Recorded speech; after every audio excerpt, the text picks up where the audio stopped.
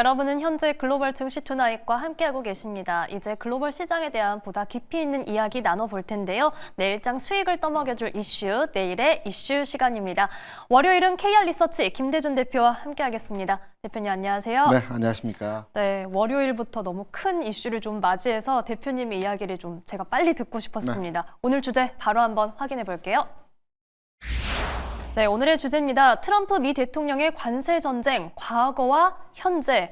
과거가 지금 주제에 들어있는 걸 보니까 좀 돌아볼 수 있는 내용들이 있지 않을까 싶은데 이 관세 관련해서 뭐 협상용 카드 아니겠냐 했는데 오히려 상대국에서 뭐 WTO 제소 이야기도 나오고 트럼프는 또 EU도 들먹이고 해서 이게 정말 심각하게 받아들여야 하는 문제인지 아니면 오늘 좀 우리 시장이 많이 놀란 건지 이게 궁금하거든요, 대표님. 상대 국가가 반응을 하다 보니까 시장 자체에서의 변동성이 오늘 확대되는 형태로 진행이 되었죠. 그 맞불 때문에. 네, 네. 그렇습니다. 그런데 일단은 뭐 제 느낌인지는 모르겠지만 오늘 지수의 하락폭이 컸습니다. 이전의 상황보다도 크긴 컸지만 그렇게 무섭지가 않더라고요. 제가 왜 오늘 시장의 하락폭이 컸지만 무섭지 않았던 요인, 네. 이유 여기에 대해서 한번 설명을 드려보겠습니다. 먼저 전제를 말씀을 드려야 될 것 같아요.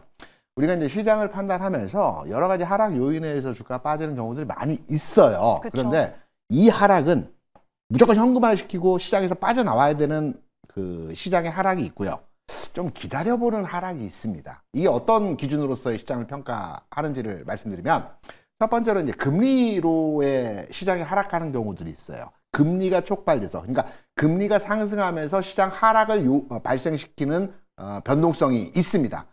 이런 예시가 아마 그 이전에 이제 러시아 우크라이나 전쟁 같은 경우에는 전쟁이 발발하고 물가가 올라오고 금리가 상승하는 과정에서 주식시장이 한 1년 이상 하락의 과정을 거쳤죠. 이때는 빨리 팔고 빠져나오는 게 현명한 투자 전략입니다. 네. 다시 말해서 금리로의 주가 하락이 발생된 촉발된 시장은 현금화를 빨리 해야 되는 게 맞습니다. 하지만 두 번째, 환율로의 하락을 촉발시켰던 시장이 있습니다. 예를 들어서 말씀드리면 팬데믹 상황 같은 경우에 시장을 보게 되면 이 당시에 금리의 부분은 크게 움직이지 않았어요. 반면에 환율 시장의 변동은 굉장히 큰 폭의 움직임이 진행이 되었거든요. 이때 같은 경우는 뭐 2, 3일, 3, 4일 또는 한 달 정도의 흐름에 있어서 주가가 하락을 하더라도 조금 기다려보면 이전 가격을 V자 반등으로 회복하는 경우들이 있습니다. 그래서 결론적으로 말씀드리면 금리에 촉발된 하락이냐 환율에 의한 촉발된 하락이냐를 먼저 판단을 해야 되는 것입니다. 지금 시장을 이제 들여다 보겠습니다. 이제 관세, 딥시크 여러 가지 요인들에 의해서 주가가 하락하는 형태에서의 모습을 보여주고 있어요. 미국 시장에서의 채권 시장과 환율 시장의 모습을 현 시점에서의 상황을 보게 되면 미국 시장의 채권 시장 금리는요. 현재 4.5를 기준으로 해서 안정적 흐름입니다. 크게 움직임이 나타나지 않는 상태에서의 비교적 그 플랫하게 움직이는, 평평하게 움직이는 시장에서의 모습을 보여주고 있어요. 금리로 촉발된 하락의 요인은 아니라고 볼 수가 있겠죠. 반면에 환율 시장에서의 흐름이라고 한다면 지난 금요일 우리 장에서도 24원 정도의 원달러 환율이 상승했죠. 오늘 같은 경우에는 한 14원 정도 상승하는 흐름들을 보여줬습니다. 네. 달러 인덱스 같은 경우에도 오늘 장 초반부터 1% 이상의 상승을 보여주면서 환율 시장의 변동이 촉발된 오늘 장에서의 하락입니다. 그렇다면 제가 앞서 말씀드린 전제를 기반으로 해서 시장에 대한 내용들을 해석해 보면 지금 장은 환율 상황에 의한 하락이 발동되었다. 그렇다면 결론적으로 이 장은 조금 기다려보면 제자리로 회복 과정이 멀지 않아서 돌아올 것이다라는 내용으로 우리가 해석을 할 수 있을 것입니다. 그래서 시장이 제가 오늘 무섭지 않다라는 말씀을 드린 요인이 이 부분에 대한 내용에서의 흐름이었고요. 관세 정책 이 부분에 대해서 과거와 현재의 상황을 이제 말씀드리기 위해서는 일단 트럼프 행정부에서 관세를 뭐 여기저기 다 관세를 때린다고 하죠. 네. 멕시코와 캐나다 그리고 유럽에도 관세를 때린다고 하고 그리고 브릭스에 대해서도 뭐 달러 패권을 도전할 경우는 100% 관세를 추진한다고 합니다. 모든 미국 상대 국가에 대해서 관세를 추진하게 되면 동일 흐름이 반응이 되게 돼 있습니다. 크게 문제가 될 거 없거든요. 이렇게 무차별적으로 관세를 추진한다라는 내용의 발언들을 하고 있어요. 과거에도 2017년, 18년도에도 트럼프 행정부 시절에 그 관세를 타국가에 계속적으로 부과한다라는 내용들을 엄포를 놨습니다. 이런 부분들이 과거 현재가 거의 동일시 된다라는 내용으로 우리가 해석할 수 있겠고요.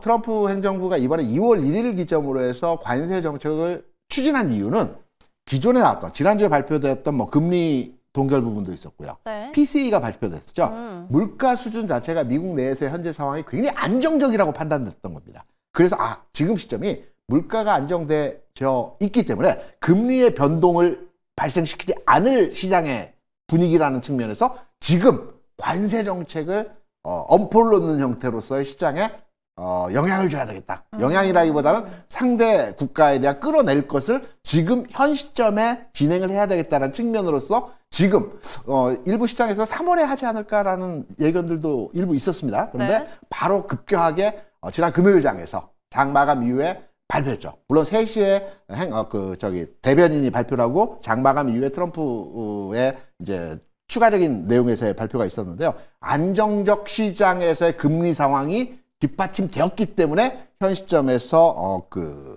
관세 정책에 대한 과감한 결단을 내었다라고 볼 수가 있겠고요. 트럼프는 기본적으로 사업가입니다.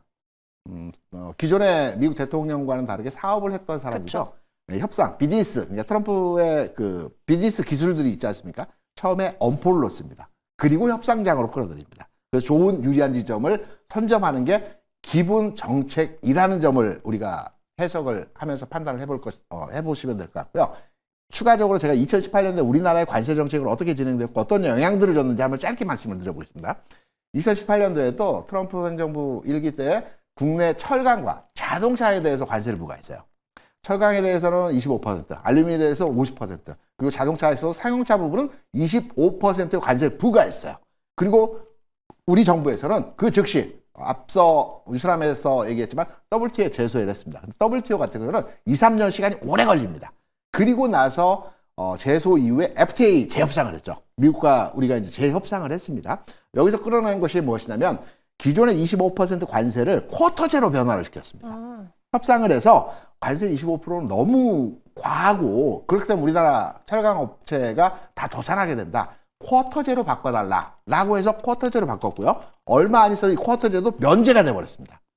물론 여기에서 주고받은 게 있겠죠. 국내에는 사드를 배치했고, 미국은 여기에 대해서 쿼터제 면제를 진행하는 형태로의 2018년도에 철강 그리고 자동차도 면제되는 형태로의 진행이 되었습니다. 그러니까 트럼프 기본적인 이 비즈니스 마인드 자체가 일단 엄포를 주고 공포를 심어주고 그 다음에 협상 작업을 끌어내서 일정한 협상의 관계를 유지하는 게 기본 정책이라고 보고 있어요. 그래서 저는 기본적으로 이번에 멕시코와 캐나다에 있어서 관세 정책을 추진했던 부분에 대해서도 2월 4일 시한이지만 이 시한 전후로 해서 협상장에 들어와서 일정 수준의 협상이 진행될 것으로 판단이 되고 있어요. 왜냐하면 트럼프도 과거에 한번 크게 혼난 적이 있거든요.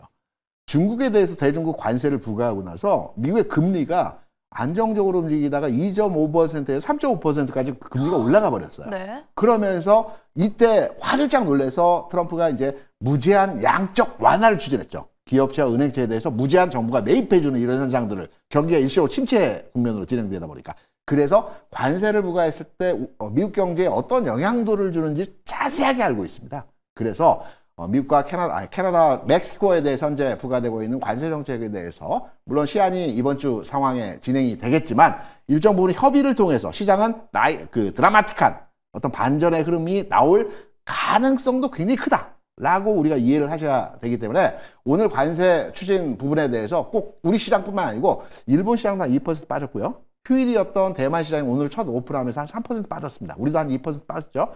충격파가 크긴 하지만 무서워할 필요는 없을 것 같다라고 생각하는 지점에서의 관세 이 부분에 대한 저 개인적인 견해에 대한 시장 부분과 연동해서 해석한 내용이라고 말씀을 드릴 수 있습니다. 네, 우선 오늘 말씀 정리해 보겠습니다. 이 내용을 아마 오늘 하루 동안 걱정하셨던 분들 지금 대준 대표님 말씀 듣고는 좀 밤에는 발 뻗고 주무실 수 있지 않을까라는 생각이 드는데 너무 걱정할 필요는 없다. 우선 시장 하락이 금리 이슈로 인한 것이냐 환율 이슈로 인한 것이냐라는 걸 봤을 때 우선 1월에 FOMC 금리 동결했고 물가가 안정화 흐름이라고 판단했기 때문에 지금 엄포 카드를 꺼낸 것이다라는 말씀도 해주셨고요. 그래서 지금 시장은 너무 두려워할 필요는 없다라고 짚어드렸습니다. 저희가 그럼에도 불구하고 어쨌든 오늘 우리 시장에서는 큰 하락을 경험을 했기 때문에 좀 섹터별로 또 포트폴리오 전략이 많이 궁금하실 것 같은데 저희 앞으로 좀 섹터별 전망 부탁드릴게요. 시장 지수와 환경에 대해서는 두려워할 필요 없겠지만 네. 이제 섹터별로, 종목별로의 흐름에 대해서는 우리가 민감하게 판단해서 이에 대한 결정을 진행해야 될 것 같습니다. 특히나 오늘 장 같은 경우 반도체 종목들의 하락이 그쵸. 지난 금요일 이어서 오늘까지 하락이 크게 진행이 되고 있어요. 이렇게 제가 설명을 한번 드려볼게요. SK 하이닉스 기준으로 최근 주가 흐름에서의 상황을 보게 되면 17만 원의 저점을 찍고요. 22만 원까지 주가가 올라갔습니다. 그리고 지금 19만 원 수준까지의 조정을 보여주고 있는 형태에서의 가격 진행이 나타나고 있어요. 네. 물론 소부장은 좀 더 많이 빠졌지만 전체로 큰 흐름에서의 주도주라고 볼 수 있는 SK 하이닉스의 지금 주가 수준의 형태가 하락 전환의 형태 상황은 아니거든요. 일상적인 흐름에서의 주가가 저점 찍고 상승하고 상승비에 대한 일정 부분 조정이 나타나고 있는 과정에서의 상황입니다. 그렇다고 한다면 반도체에 대해서는 하이닉스 기준으로 해서 내일장부터의 흐름에서는 좀 더 안정화되고 흐름이 살아날 가능성이 있다는 측면으로 바라볼 수 있어요. 그렇다면 하이닉스가 아니더라도 나는 소부장을 가지고 있어 라고 판단할 때에도 하이닉스에 비해서는 탄력도가 좀 약화되고 있는 현상이지만 지금 팔 때는 아니라는 거죠. 물론 관망 구간이라고 많이들 얘기를 하지만 저는 공격적인 투자자 입장에서의 성향을 가지고 계신다면 오히려 주가가 크게 빠졌을 때 위기는 기회다라는 측면에서 접근도 가능하다라는 생각으로 반도체에 대해서 접근을 하시면 될 것 같고요. 두 번째는 이제 지난 금요일과 오늘 장에서 움직여서 성장 섹터 내에서의 뭐 로봇주라든가 네카우 종목들에 대한 관심도가 크죠. 네. 이제 사볼까라고 하시는 분들 많이 계실 겁니다. 그럼요. 성장 섹터 내에서 순환 흐름이 진행되고 있는 과정입니다. 기존까지는 바이오가 움직였다, 뭐 어떤 성장 섹터 내의 종목들이 많이 움직였다라고 한다면 이 흐름이 이제 로봇 그리고 네카오라고 할 수 있는 소프트웨어 기업, AI 소프트웨어 기업으로 흐름이 전환하고 변화하는 형태에서의 모습입니다. 그래서 로봇 관련주는 기존 형태에서의 흐름이라고 한다면 레인보우 로보틱스만 움직이는 시장에서의 모습들을 과거에는 보여줬어요. 그런데 지난 금요일 오늘 장 흐름에서 보면 확산되고 있는 과정에서 로봇주의 흐름들이 만들어지고 있다는 말입니다. 그럼 로봇 전체적인 시세 흐름에서의 모습은 좀 더 진행될 수 있다는 측면으로서의 해석이 가능하고요. 네카오를 기반으로 한 소프트웨어 관련 종목들 흐름도 마찬가지입니다. 네이버 카카오 같은 흐름에서의 종목들의 주가 상황을 보게 되면 이미 지난해 바닥을 찍고요. 1차 상승 보여준 이후에 최근 조정받고 재상승의 분위기입니다. 그리고 탄력이 굉장히 강하죠.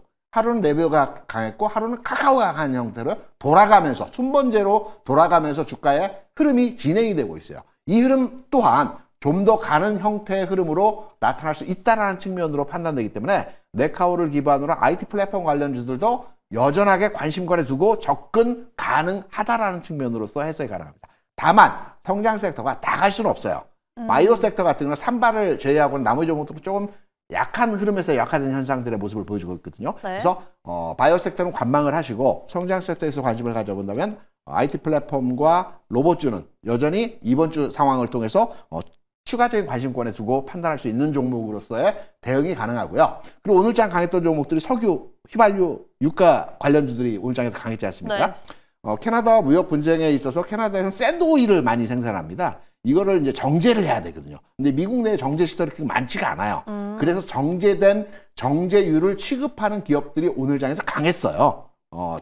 보편적으로 유가가 올라가면 유가 관련주들이 많이 움직이는데 오늘 움직였던 주는 한국석유라든가 흥구석유 같은 이제 휘발유를 취급하는 회사들의 주가가 많이 움직였어요. 그런데 저는 개인적으로 판단할 때 앞서 이제 캐나다와 멕시코와 협상력에 의해서 앞으로의 변화되는 관세 정책이 진행될 거라는 말씀을 드렸는데 석유 관련주, 휘발유 관련주, 유가와 관련된 종목들은 한 2박 3일 코스로의 주가 진행이 될 수 있기 때문에 추가적으로 접근하기보다는 관망의 전략이 필요하다고 볼 수 있겠고요. 다만 테마성 종목의 흐름에 있어서는 아직 움직이지 않았다면 저는 곡물 관련주를 한번 지켜봐야 될 필요가 있다고 보고 있어요. 곡물 관련주 같은 경우는 최근에 그 관세를 부과하고 추진하면서 미국에서 많이 수출하는 게 곡물이에요. 옥수수나 대두나 이런 품목들은 그쵸. 미국에 수출 많이 하는 품목이거든요. 근데 상대 관세를 매긴다라고 하죠. 캐나다에서 관세를 매긴다고 하기 때문에 이 관련한 곡물 관련 사료주들이 움직일 개연성이 큽니다. 그리고 곡물 관련주들이 최근 2, 3개월 동안 바닥 대비해서 10% 이상 올라왔어요. 그렇다면 곡물 관련주에서 뭐 그 고려산업이라든가 또는 그 농기계 관련주들 있죠. 대동 기어라든가 대동 같은 종목들. 네. 이런 종목들의 주가 흐름들도 개선된 형태에서의 모습이 나타날 수 있기 때문에 지금 움직였던 휘발유 관련, 유가 관련 종목보다는 오히려 한 발 앞서서 곡물 관련주에 대해서 투자를 해보는 것도 하나의 투자 대안처라고 판단이 되고 있고요. 2차전지 조금 지켜봐야 합니다. 자동차도 조금 지켜봐야 됩니다. 그래요. 급락했기 때문에 급반등이 나오면 추세가 바로 회복되는 과정에서 주가가 나타나면 빠른 시간 내에 흐름이 개선될 수 있지만 여기서 급반등이 나오지 않고 정체된 주가 흐름이 나온다면 옆으로 좀 길 가능성이 높습니다. 가격은 많이 빠졌기 때문에 추가로의 급락이 나올 자리는 아니겠지만 급반등이 내일장부터 나와야 됩니다. 내일 모레 급반등이 나오면 제자리를 찾아오고 회복되는 과정에서 추세가 다시 바뀔 수는 있겠지만 급반등이 아니고 정체된 흐름이다. 그러면 당분간의 영역에서는 횡보할 가능성이 없기 때문에 자동차와 2차전지에 대해서 여기에 대해서 이렇게 대응을 해주시는 측면에서의 접근이 가능하고 AI 짧게 말씀드리면 AI에 대해서는 이제 하드웨어 소프트웨어로 넘어간다고 많이 얘기하죠. 관련주들 추가 상승 여력이 충분히 있어 보입니다. 그래서 AI와 관련된 소프트웨어 관련주들 여전하게 관심권에 두고 우리가 접근을 해야 된다라고 생각을 하고 있습니다. 네, 이렇게 오늘 아마 고민 참 많으셨을 텐데 시장에서 섹터별 전략까지 자세히 살펴봤으니까요. 참고해 보시기 바랍니다. 자, 오늘 말씀 여기까지 듣겠습니다. 지금까지 KR 리서치 김대준 대표와 함께했습니다. 고맙습니다.